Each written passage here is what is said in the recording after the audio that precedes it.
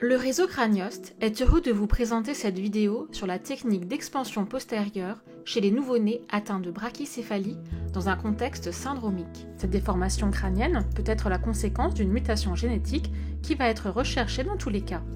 Cette déformation peut être la conséquence de la fermeture des deux sutures coronales avec un aspect plus évident de l'exorbitisme et de l'aplatissement du front.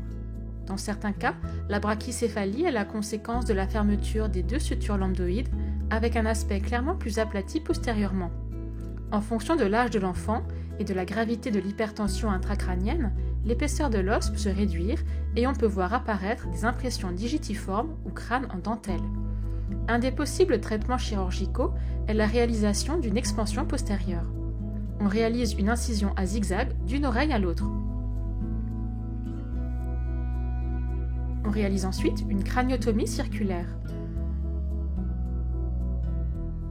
L'étude des possibles anomalies veineuses en préopératoire est nécessaire pour pouvoir visualiser la présence et la position des veines. Dans certains cas, l'extension de notre volet est limitée par la présence de ces veines. Si les impressions digitiformes sont très importantes, on va se limiter à réaliser un volet simple. Si l'épaisseur de l'os est conservée, on va pouvoir positionner des ressorts latéralement, un de chaque côté, qui vont s'ouvrir dans un délai de 21 jours. On peut aussi utiliser des distracteurs, un de chaque côté, qu'on va positionner pour pouvoir diriger au mieux l'expansion nécessaire.